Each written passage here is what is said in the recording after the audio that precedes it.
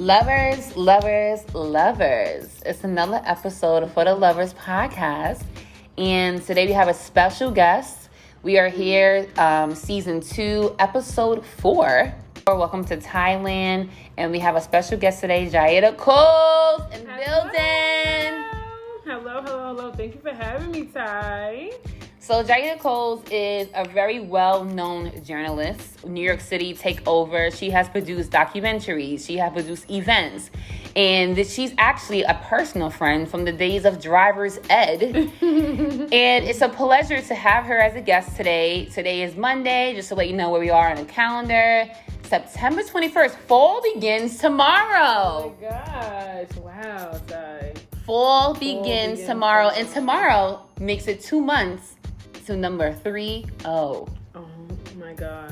Whoa. 30. You are turning 30 this year, Ty. Wow. This is marvelous. This marvelous. It's sexy. It's so sexy. It's liberating too. Like it is. I remember the days of like cursing at turning another age, but no, I'm walking into 30 with confidence. With confidence and grace, humility. Like I'm just so happy to, just share this space with other like-minded women, you know? For sure. It's really just a blessing. Like, we're sitting here in TiyLand, overlooking the East River. Place, okay. And we're chilling. It's a great day. We're going to go out for dinner soon to Paloma. Yes. The last outdoor dining. Goodness. I'm happy to say goodbye to outdoor dining. It was fun while it lasted, but it's chilly now.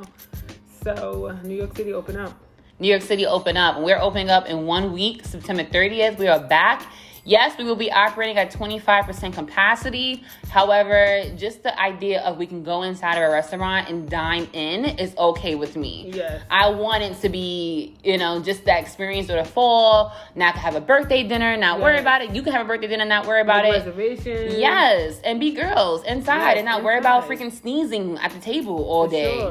For sure. So I'm so excited for that, lovers. And also, our pool is heated.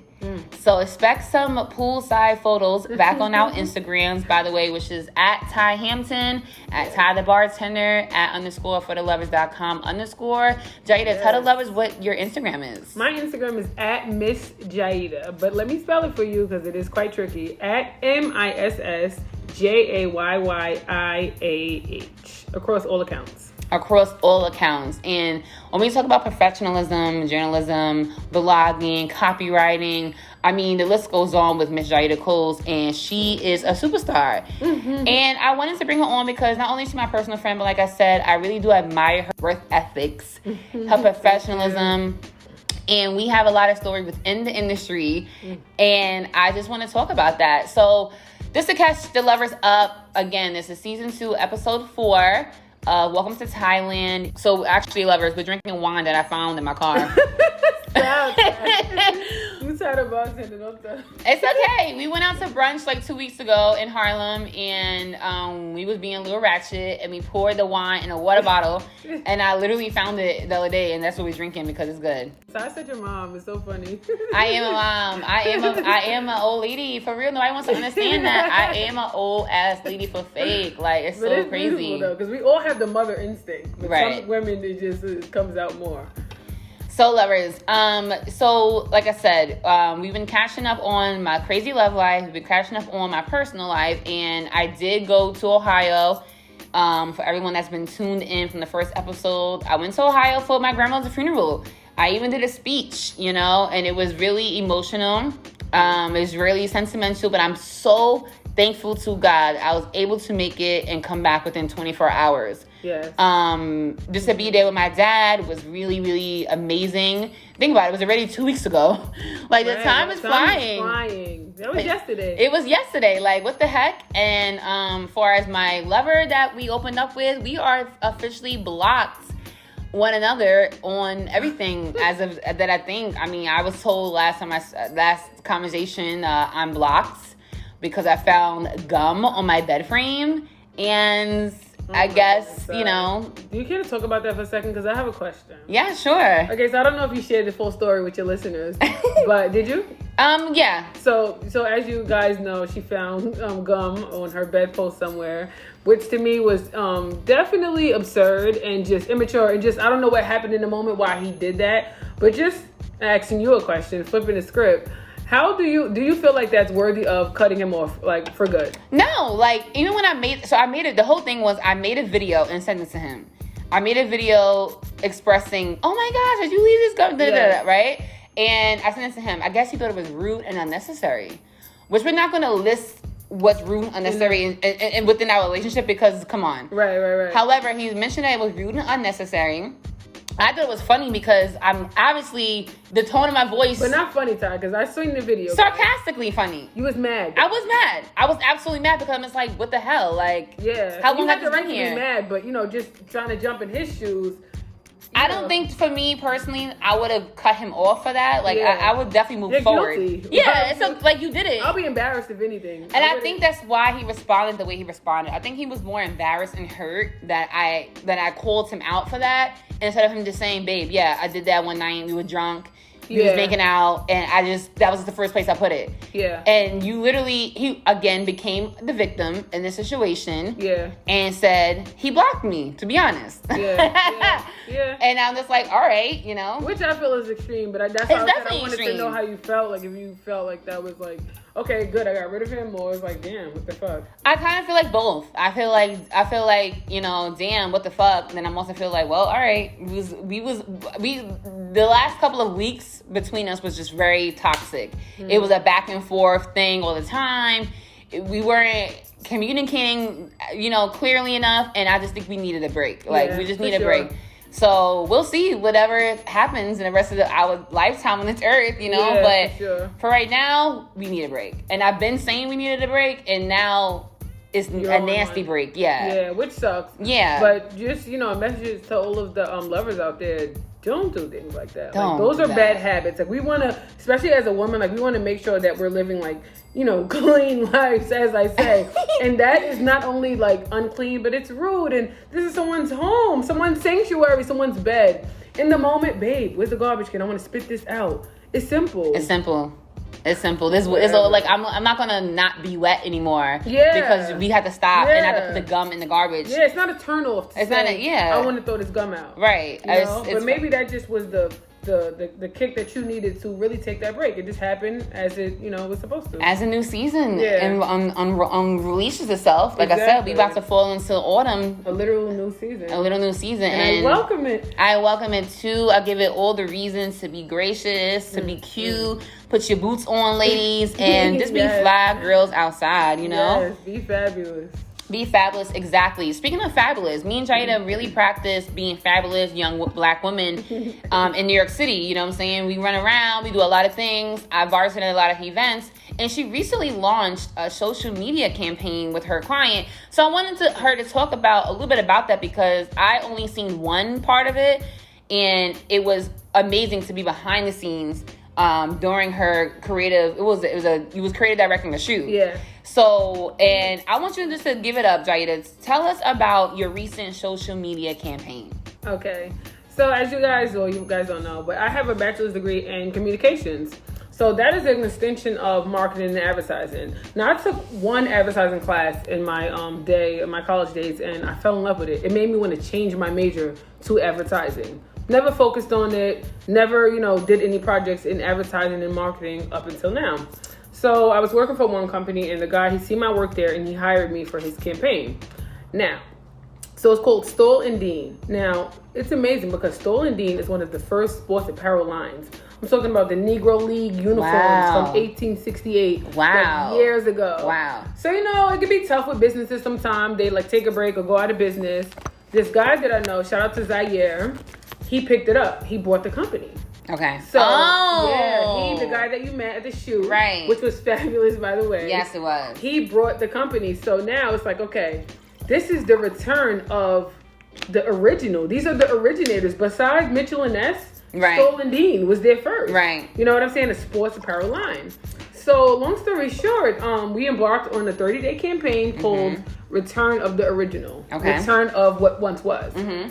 So so now it consisted of abstract videos. So it's 30 days of abstract videos but it was a mystery campaign. You guys don't know what you're watching. These videos are abstract. That's why they didn't make sense. That makes like so you see a that rubber, actually makes some sense though. You see a rubber ducky taking a bath in the bathtub, and a big giant basketball comes and splashes inside of the bathtub. Like, what is that? We use the play on sports objects. Right. So most of the videos had sports objects inside of them. You guys have to check it out. It's at The Return of the Original.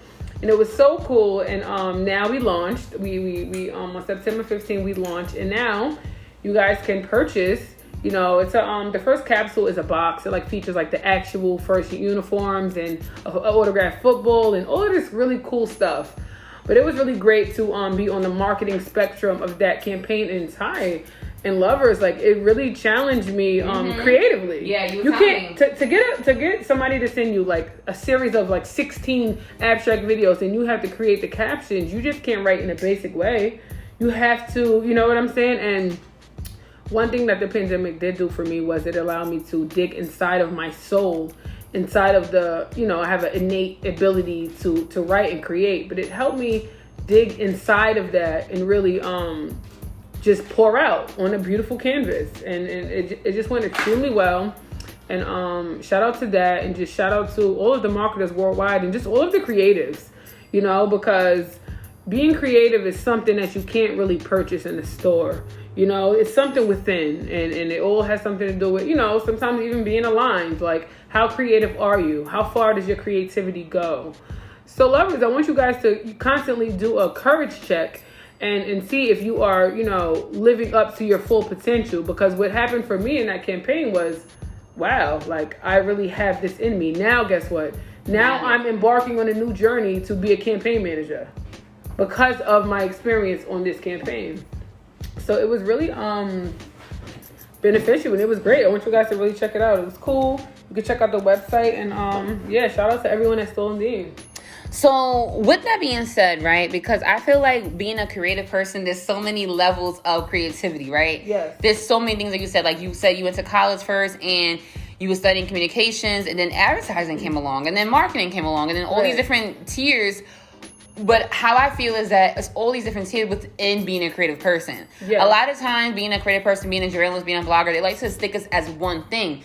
But being a true creative person is not that. Like, we're not just, oh, I edit videos, oh, I interview people. It's so much more, because our brains are so expansive, and like, we cannot be captivated into one box in one field. Sure. We know we're creatives. We know we're not doctors and maybe like, you know, architects, however. Right. You never know. But, you know, we are creative people, and I just feel like people need to give us a break sometimes and stop trying to label us as one specific thing. For sure. Like, what do you do? I'm a freelancer. And I've been keeping it at that. Like, yes, I'm a bartender. But I'm a freelancer because I literally can do different projects and do different things and be satisfied. And stop trying to pull us, say that we're spreading ourselves too thin all over the place. We're not. You know? And I feel bad for artists, because you can get an artist that does videography, this and that. It's like, what are you? Choose one. I'm a creative. Right. That's why I like the term that you just used, freelancer. Yeah, it's just a great term, and it's an actual factual term. I mean, I just feel like it's 2020. We're expanding our brands and marketing ourselves in a way that has never been thought before. Our parents don't understand it. People, you know, they don't understand that we have the freedom to be whoever we want to be and actually make a lifestyle off of it, a living off of it. That's the difference. A living off of it. You know? But with the campaign, though, I feel like, you know, as Black women in the media industry, especially in New York City, is so small, right? It's super duper small. Everyone knows everyone. One of the things I truly miss about post-COVID lifestyle was the press events, was the grand openings, the launch parties, the red carpet events. Just I miss that. The industry. I miss the industry, period. You know, I miss going out to industry events, period. Yes. Today's Monday, networking, you know, open bars, hors d'oeuvres, men, everywhere, all the time. Okay. Every single day of the week. Every single day of the week. Industry night. Industry night.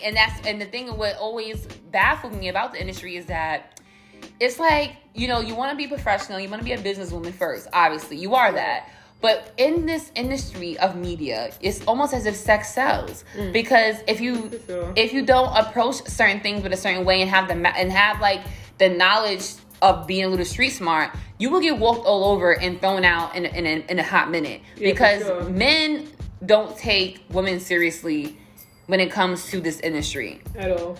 And, you know, even with your campaign, it was a whole male staff almost. For sure. You understand 100%. What I'm saying? 100%. So it's like, well, you know, how do you draw the line sometimes between business or pleasure when it comes to dating in the industry? Well, one thing I would love to say to start this conversation off right, being a woman in the industry, when you're like doing like work for hire or you have clients and such, you have to really keep your legs closed tight if you want to be respected. I will never forget when I first started with a company called Strictly Hip Hop many moons ago, maybe like about 6 years ago now. I was interviewing all of these rappers, all of these fine ass niggas, all of these lit ass people, right? And then, you know, I was being approached and stuff like that. And I was like, you know, always interested in dating people, right? And one day my friend said to me, she said, what are you going to do? She was like, it's so kind of risky. She said, you don't want to become the journalist that give her an interview. I'm sure she'll give you some pussy. Oh my gosh. That scared me straight. Wow. And then another time, by example, I'm sitting down at Power 105 once, right? And I'm looking at 5 people who tried avidly, like with their souls, to try to pursue me and date me. And I said to myself, if I would have fucked one of them, they would be standing in a circle talking about how good my pussy is. That's great. I mean, kudos to having good pussy, but yes, but who wants to be? Saying? Of course. So the point is this: like, for one, we have to be respected as women, and we fight. It's a fight. Like, it's a fight. Being black, being a black woman, it's a fight to be respected. So to get that respect, I feel like we need to carry ourselves well, with great class. Now, when it comes to dating, of course, we're women. We love to date. We love men. So it's like, I would probably much rather prefer dating someone who I'm not, in a sense, working for. Okay. Like, you know, I'm over here at this record label, you're over there at that record label, let's make it work. Like, you know what I'm saying? Because I would date in the industry. Right. I'm not, like, really against it in a sense, but I don't want to work for you. Right. And then be fucking. Right. Like, you know what I'm saying? Yeah, because, I mean, I feel like things like that get really, really tricky, and usually they always like to blame the woman. I'm not going to say it's gender, when men or women are best at handling situations like that. Yeah. I think it comes down to the individual. Yeah. It could be very lucrative, but at the same time, you have to really be for real. Yeah. Meaning you have to really be strong, you have to really be smart, and really be wise. Yes. If you're gonna be messy like that, because that can be a shit show. And then it could turn into blackmail. Of course. Turn into so many things. Listen, and you know people are wicked. Yes, people are very. In a pogo stick, a dick is just not worth it. Your reputation, what you become, things can get fucked up. In the industry, think about it as like a chattery ass place. Yes. Nothing but gossip, nothing but talk, and this and that. So you definitely have to be careful. But you know, I love an adventure. Right. It's always exciting. Yes. And fun. That's the upside to it. But before we, dive head first, like, let's factor in the downside of what could go wrong. Not even being negative though. You know what I'm saying? A lot could go wrong because it is the industry. But a lot of people used to tell me, Ty, in my early days, they used to always say, like, you need someone in the industry. Like, you need to marry and end up being with someone in the industry. So I agree. It's an understanding of scheduling, of lifestyles, etc. and everything. And then it's fun. You guys have something to talk about at night. You know what I'm saying? I feel like, I used to think that as well. But then I'm like, I don't know. It really depends, because I kind of like nerds. I kind of like people that are, maybe you're an engineer, you on your computer all day and you're home all, like, I kind of like that because I'm out. That. You know what I mean? Like, I'm out. I don't want us both to be out. I don't want to run the same streets as you. Yeah, I don't want to run but if I like you, and things will be how they will be. But dating in the industry gets so tricky too, because like you said, I'm thinking about my situations and, mixy stuff, like, with rappers, with other journalists and reporters. Yeah. And I'm like, blackmail. I wonder. So I always have this, tip that I give myself, like, if I'm gonna, engage in any type of activity that I know is crossing the lines or crossing that, safe border, I have to be comfortable with this being out. Right. Because that's just how I think. Like you said, sure. People are wicked. People are going to do all kind of stuff. Right. So if I ever send a photo to somebody, or we ever made a video or any kind of stuff like that, I have to always be like, all right, Ty, with confidence, I did this, and then you have to know the possibility that this could come out later on in your lifestyle. Right. So don't be mad. Yeah, exactly. Just know what you're getting yourself into. That's all. We big women. We can take a little, a bruise, but just know what you're getting yourself into. Exactly. So I think it's so interesting though, because what I found out also with dating men in the industry are that it gets very spicy. A lot of men like to date other men in the industry as well. And, for women like us, we're almost cut from the same breed. You know what I'm saying? We come from the same neighborhood in Staten Island. And so we've seen all types of men. Yeah. Gangster men, on the block men, in the business office men, doctor men, all kinds of men. Yeah, for sure. Men. We love them all. Yeah, exactly. But there's something triggering about, this possibility of like a bi man or like a gay man that possibly will sleep with you and him. And that can get so like, the down low, the DL, like that shit is it's like a dark side to it. It's a dark side. It's like, damn, like what to do? Like if you was, all right, side, to ask you a question, if you was in a relationship with a guy or, situationship with a guy and you found out he was sleeping with a man, behind your back, no threesome situation, sleeping with a man, like fucking, and then, you approached him and he was like, yeah, I'm bisexual. How would you handle that? Okay, so normally it probably would have turned me on, right? Because that's the kind of shit I'm into. So it probably would have turned me on that this guy's bi. Right. However, I don't like lies. So because you didn't tell me up front, and it's new news to me, is when I always get mad at anybody, anything. Right, yeah. I hate new news. Like, this is why I'm not with my last lover. It's new to me. Like, what are you hiding? So, if I was dating someone and he was bi and he told me up front, like, listen, this is my ex and this is my ex and it's a male and it's a female, I'm like, well, interesting. But then I'm gonna feel like, you're kind of more mixy than I am because you date both. Yeah. So like that's a whole different. You're having your cake and eating it too, is how I feel. So then I'm just like, well, I don't want to compete against nobody, nothing. Like, right. That's another thing too. You're not only competing against one sex. It's just like you got a lot of composition in the thoughts that you may have. Exactly. Women, we overthink, like, all right, the stress and all of that shit.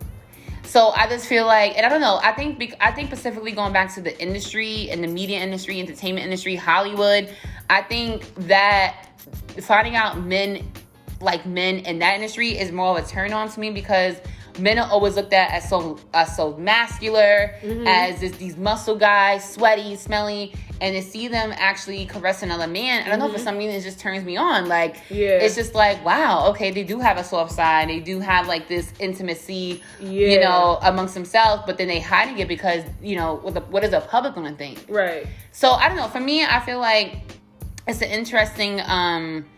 interesting lifestyle to live in the industry. I just wish that people would be more open about it. I know they can't. People are ashamed about their sexuality. Yeah.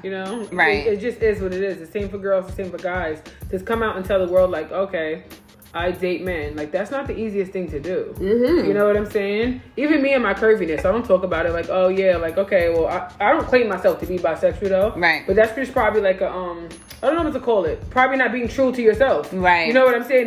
But that's the same thing that exists within the industry. Like, okay, if you have sex with girls, that technically makes you bisexual. Right. You know what I'm saying? And if you have sex with men and you're a man, but we have, like, it's like, sort of like sometimes maybe an identity issue. Like, it's just tough. So I understand why so many men are on the DL, but it's just dirty. The way that it's done. It is. It's just fucked up. It is. I mean, you can walk into the music studio, and have a session with your artist, and he's getting a blowjob on in the studio. Exactly. And this happens all the time. It's like a secret society. It is. They know what's going on. They know what's going on. This industry is gay. Yes, the secret. Hollywood is gay. Yes. They're all into. Absolutely. That's just it. Absolutely.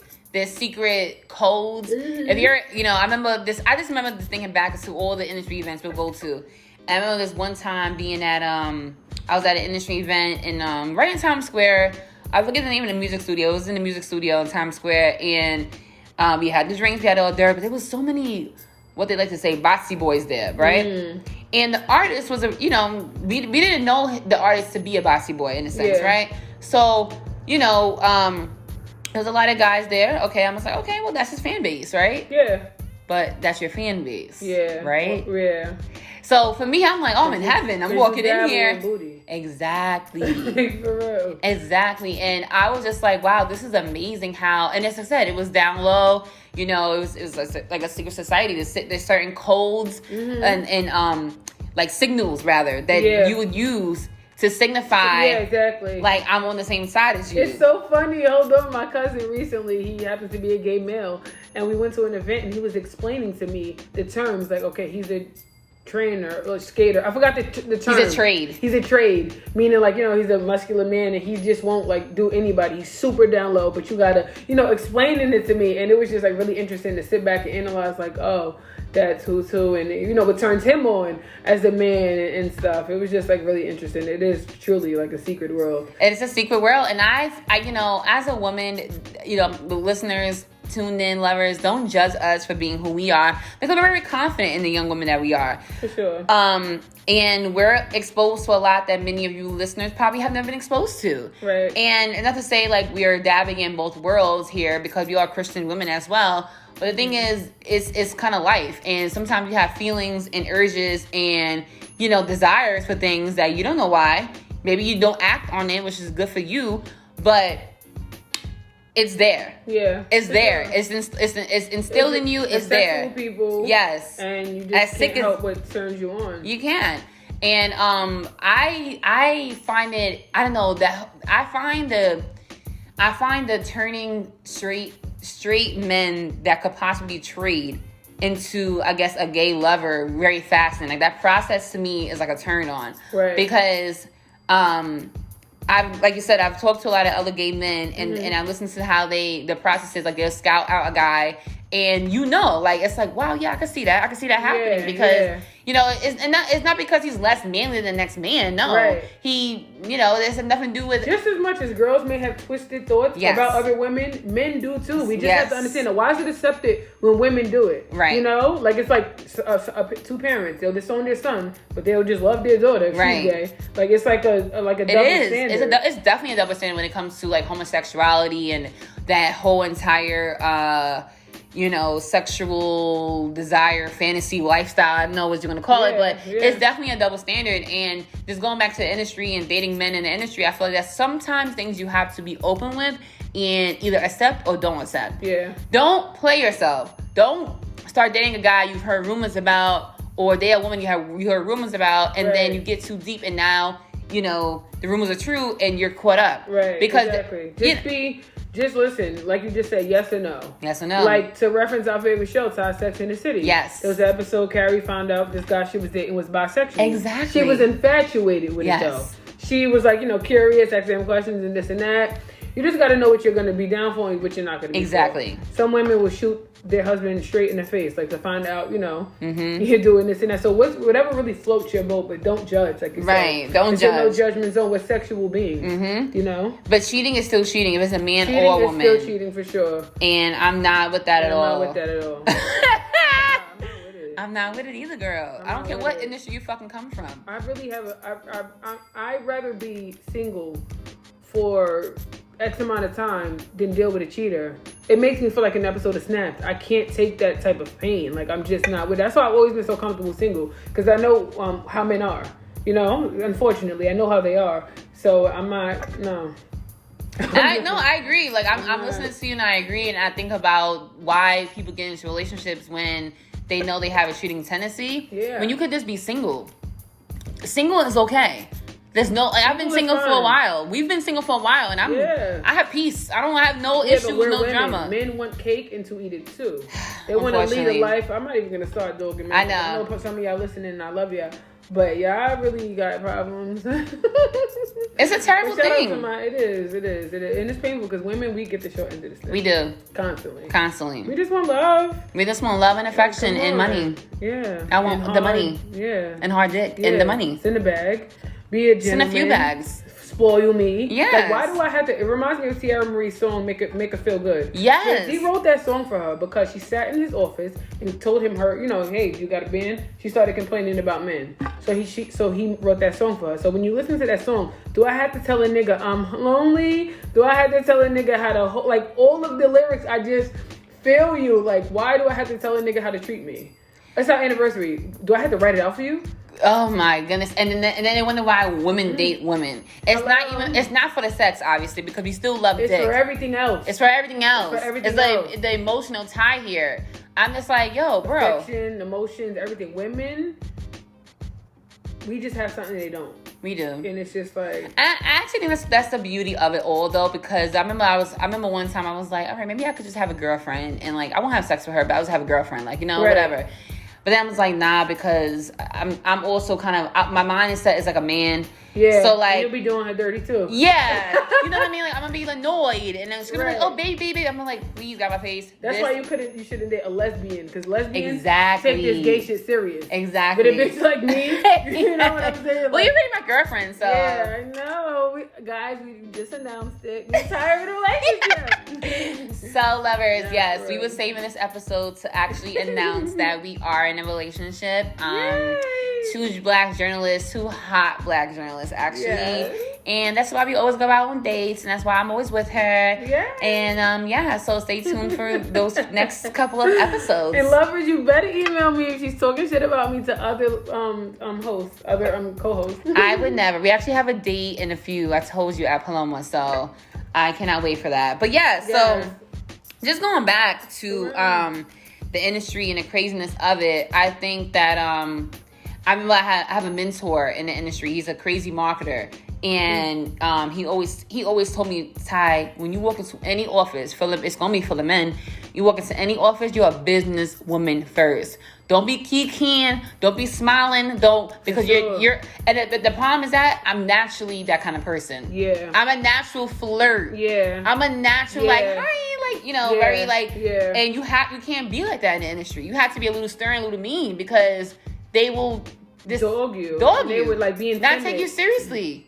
I feel what your mentor said 100%. I had an ex-boyfriend who used to always say, stop being so timid. Like, stop being like that. Like, men, we have to work so hard, Ty. We don't want to go nowhere smiling our ass off. We want to be serious. We want to have you're not ever fucking me. Yes. On our face. Oh my gosh. Like, you that have is to get it. that. It's not That ever is gonna it. happen. That's it though. All the men that I've worked with, Ty, in my career and doing this, I did a documentary on a team of niggas. Yes. Who know they can't hit it. What was the name of your documentary? It was called DJs Define the Union Woo! documentary. And where can we find this documentary?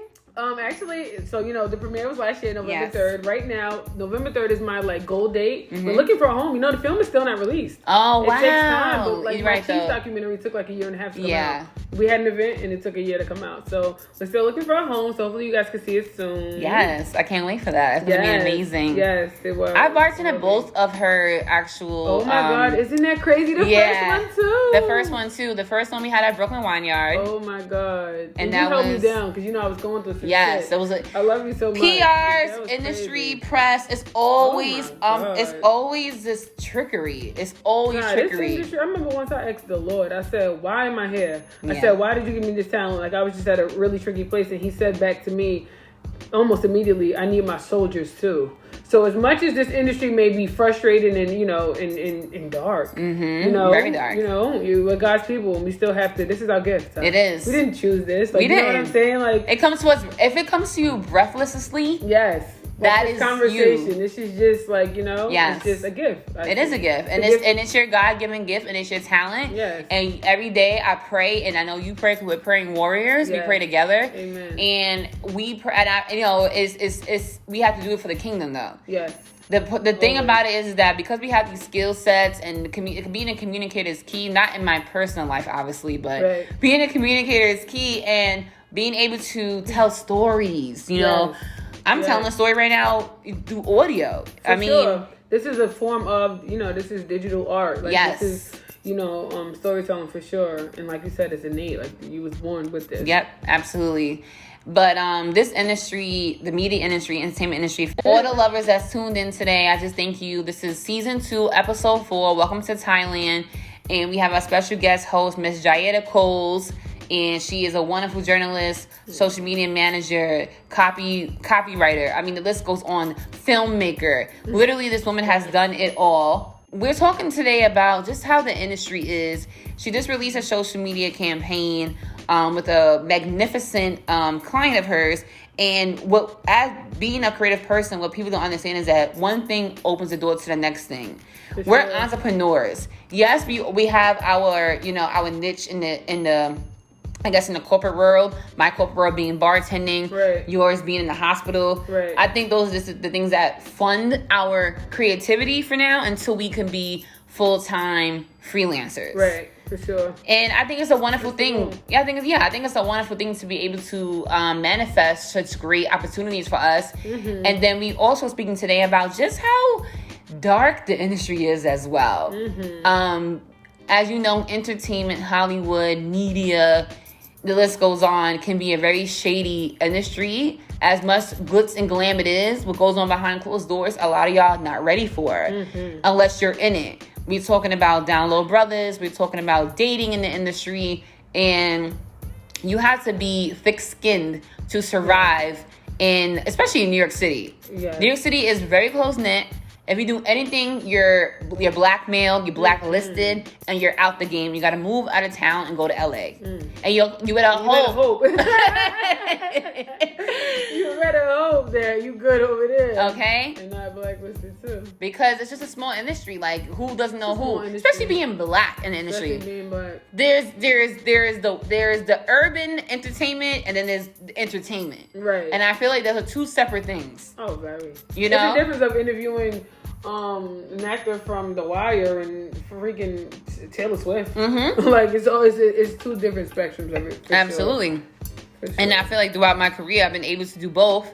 Yeah. And oh my gosh, she interviewed TD Jakes. Yes, guy. that was amazing. He definitely was able to do both. So I interviewed TD Jakes during the American Black Film Festival, and that was one of the references I was referring to about how the industry is just so crazy, because as prominent as that festival is, it's the most amazing, one of my favorite festivals to work as press and media for, because it's all the prominent black actors and actresses in one spot in Miami. Yeah, Come on Father's Day weekend. I never went. That's amazing. Spike Lee, Bill Dukes. I mean, prominent actors, and everyone black is there. Wow. And I feel like it's an amazing opportunity for us journalists starting up from the ground up to get in contact with these people and make our names for ourselves.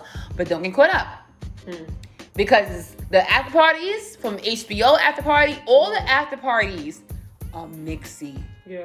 Very mixy. Just imagine being an SLS for an HBO after party that's guest list only, and you're walking in there, and oh hey, were you just the girl that was covering the red carpet? I was. Oh, let me get you a drink, and then the night goes. And then it's over. And then it's over. I miss the industry. I can't wait for its return. I miss the industry too, and you gotta be here for them. But you gotta sell a little sex to get to the next level that you want to do. And I honestly don't have any problem with that, because women have to, not even to sound like a whore, or not even to sound like Players Club. You do have to use sometimes what you have to get what you want. You know what I'm saying? It's the oldest trick in the book. We're women. We're endowed for a reason. I'm gonna use this sex appeal, and I'm gonna use it to my advantage. Like if men had it, they would do it. This is who we are. This is our nature, and I don't think there's anything wrong with that, ladies.